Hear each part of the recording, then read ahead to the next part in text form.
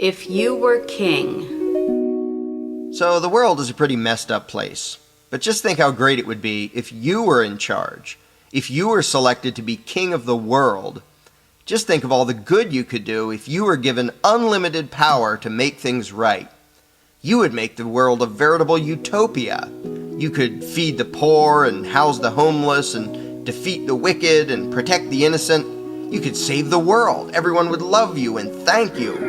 If you just had the power, you could make everything fair and just and safe. Well, no, you couldn't. You might try and you might mean well, but any great and noble plans you had would soon fall apart, and you would turn into a tyrant. This isn't because you're stupid or because you're a bad person. Even if you're quite intelligent and have the best of intentions, all your effort to use your power for good would be an absolute, complete, and utter failure. Why? Well, let's consider a few examples. Agenda item number 1. Helping the poor.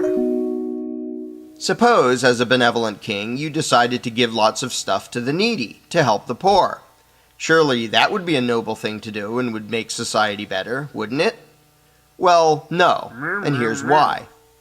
Whether it's a king, a Congress, or anything else, government doesn't create any wealth.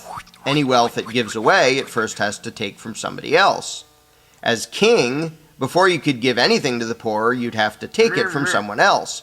But suppose that someone else didn't want to hand it over. Whether he just wants to keep it himself or wants to give it away by himself, or thinks you do a bad job of it, if for any reason he didn't want to fund your plan, what would you do about it? If you're king, you don't just ask people nicely. Anyone can do that, but no one has to listen to them or cooperate. As king, you would be commanding people to fund your ideas. And those commands, if they're going to be any more than suggestions, will be backed by the threat of punishment for those who don't obey you. If some peasant doesn't think he can afford it, or doesn't trust you to spend it wisely, or just wants to keep his own money, what will you do about it? Just let it slide? Not if you want to have any power. If your subjects can ignore you without any consequences, then you have no power. So the peasant who wouldn't fund your plan must be punished and made an example of.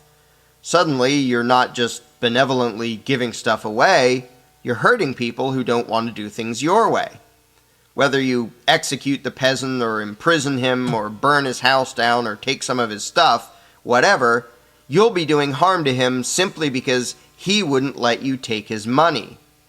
Suddenly, being king isn't just about being caring and generous. It's not just about giving and helping. It's about controlling and punishing. It's about threatening and hurting people. Agenda item number 2. Serving the common good. Next, maybe you'd want to build public schools so your subjects' children could get a good education. And you'd build a big library and a public park and museums and zoos and a great road system and hospitals and all sorts of things that will benefit the people in general. And your people will love you for being so charitable and thoughtful. But again, how do you pay for it? Kings don't get castles and piles of gold by working hard. They get those things by taxing their subjects.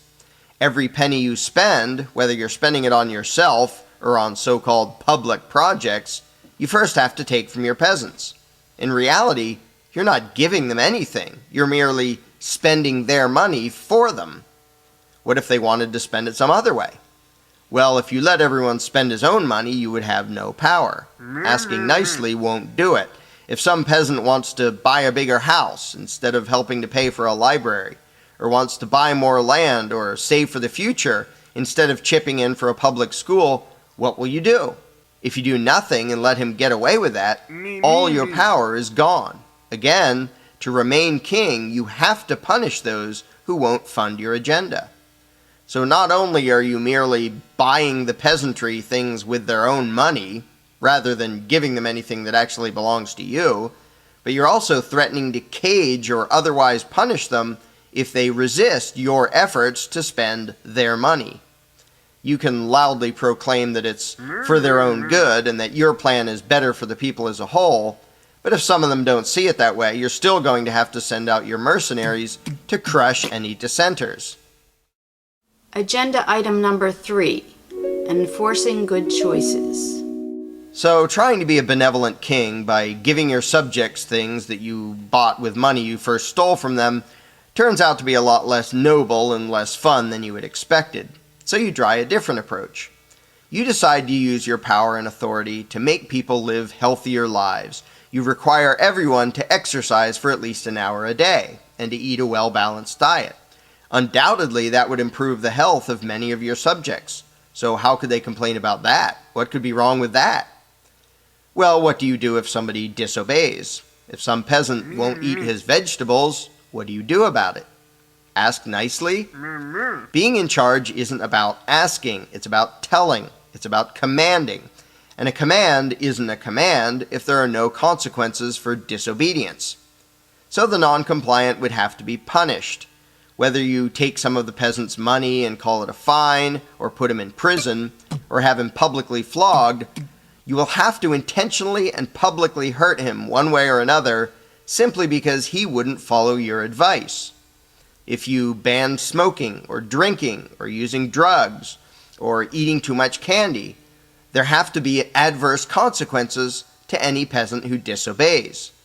No matter how good you think your suggested choices might be, you're going to have your mercenaries forcibly punish in one way or another those who refuse to make the choices you think they should make, the choices you tell them to make. As a result, suddenly you're not just a helpful leader, you're a vicious thug. Even if the choices you're forcing people to make are what they should be choosing on their own anyway. Suddenly your good intentions, when combined with the exercise of power, become acts of violence. And suddenly your victims, your subjects, don't seem all that appreciative anymore. In fact, they seem to resent you and your supposedly benevolent agenda. But maybe you can still find a way to use your power for good. Agenda item number 4, protecting the innocent. What if, instead of trying to coerce your subjects into making good choices or funding useful projects, you stick to something more basic, just trying to protect the good people from any nasty crooks and thugs who might be living in your kingdom, which in this case is the entire planet. Surely there can't be anything wrong with that. If there is any way to use power for good, it has to be protecting the good from the wicked. So that's what you devote yourself to, confident that you'll finally make the world a better place as king. But again, your subjects don't have a choice about funding it. If they think your enforcers are abusive or corrupt, if they think your view of justice is skewed, if they don't think your protection services are worth the price, do you allow them to opt out? Not if you want to remain king. The mercenaries you hire, the prisons you build, the army you create with its war machines, not all of your peasants will want it or will agree with how it functions. Do you just say, I know best and it's for your own good, and then lock up those who don't pay? Do you force your version of justice and security on them, force them to pay for it and expect them to like it and thank you for it? To say that all you're doing is protecting people while you're sending armed thugs to collect payments from people who don't want your so-called protection makes you look more like the mafia than like a savior and protector. If some peasant wants to protect himself or wants to hire someone other than you and your goons to protect him, do you let him? Or do you force him to fund your idea of justice and security? If a peasant doesn't like what your army does or how it does it, do you allow him to choose to not financially support your agenda? Again, retaining your power requires you to violently impose your agenda on your subjects, forcing them to fund it, crushing any resistance, and doing all of that in the name of defending them against thugs and thieves. And that's more than a little ironic. It's hard to feel noble and righteous, or even honest, while you're routinely committing aggression against people in the name of protecting them. Agenda item number 5, sit in your castle and do nothing. Well, it seems your ambition of using your newfound unlimited power to fix the world hasn't turned out so well. You tried to do good stuff and be caring and compassionate, but everything just came out as threats and violence, because after all, that's what law and government are. So in desperation, you decide to do nothing. You leave your subjects alone and you hide in your castle, sulking. But wait, how did you pay for the castle, and your guards, and all the luxuries you have? Even if you do away with most of it, whatever you end up with, are your subjects going to want to voluntarily pay for you to sit on your lazy butt while they deal with the challenges of reality on their own? Doubtful. So if you intend to continue in this life of luxury as king, you're still going to have to force your subjects to fund it. And that means even if you do nothing at all for the peasants, you're still going to need guards and an army and tax collectors just to remain king. The punchline. And that brings us to the final agenda item, the one you should have started with. When you were made king and appointed to be in charge of everything, you should have said no. When offered the opportunity to rule and command your fellow man, you should have turned it down. If given power over others, what you should have done with that power is nothing. Absolutely nothing. Because power via brute force cannot fix the world. Authoritarian control, whether wielded by a king or an elected government or a constitutional republic, cannot improve society. Why not? Because all such power by its very nature is nothing more than the ability to threaten people and hurt people. And whatever your intentions may be, you can't improve human society, you can't create peaceful civilization by threatening and hurting people. Shouldn't that be obvious, self-evident? Sadly, almost everyone has fallen for the utterly insane notion that the human race can be made more moral and more civilized by taking a few human beings and giving them permission to threaten and hurt, to forcibly rule and control everyone else.